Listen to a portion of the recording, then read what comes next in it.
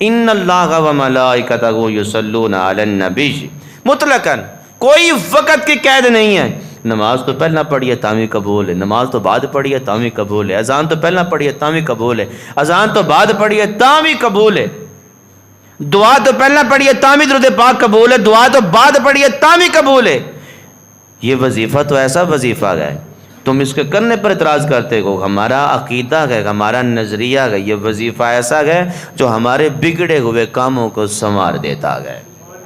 اب رہا سوال دوسرے لوگوں کا، یہ کیا بات ہوئی بھی اذان سے پہلے بھی تم درود پڑھتے ہو، اذان کے بعد بھی تم درود پڑھتے ہو، نماز سے پہلے بھی تم درود پاک پڑھنا شروع کر دیتے ہو، نماز کے بعد بھی تم درود پاک پڑھتے ہو، کوئی بھی عمل ہو اس سے پہلے تم درود پاک پڑھتے ہو، بعد میں درود پاک پڑھتے ہو. میں ان سے سوال کرنا چاہتا ہوں، کوئی وقت ہے جس وقت اندر حضور دی ذات پہ درود پاک پڑھا جائے؟ کوئی خاص وقت ہے؟ کوئی خاص وقت آپ کو پتہ ہو بتا دیں بھائی. کسی خاص وقت میں قرآن نے کہا ہو، حضور نے فرمایا ہو، یا کسی صحابی نے اہل بیت میں سے یا کسی ولی نے کہا ہو کہ کس خاص وقت کے اندر حضور کی ذات پہ درود پاک پڑھنا تو قبول ہے ورنہ قبول نہیں ہے.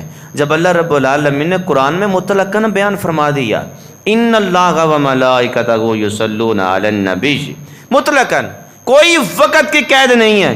نماز تو پہلا پڑھیے تاوی قبول ہے، نماز تو بعد پڑھیے تاوی قبول ہے، اذان تو پہلا پڑھیے تاوی قبول ہے، اذان تو بعد پڑھیے تاوی قبول ہے، دعا تو پہلا پڑھیے تاوی درود پاک قبول ہے، دعا تو بعد پڑھیے تاوی قبول ہے.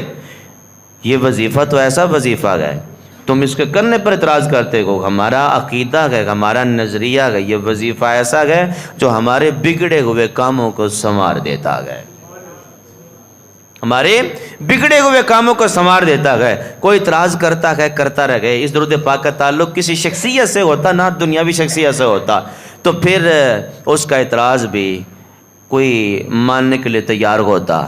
لیکن اس درود پاک کا، اس عبادت کا تعلق ایسی ہستی سے ہے جس کو اللہ رب العالمین نے تاجدار ختم نبوت بنایا گیا.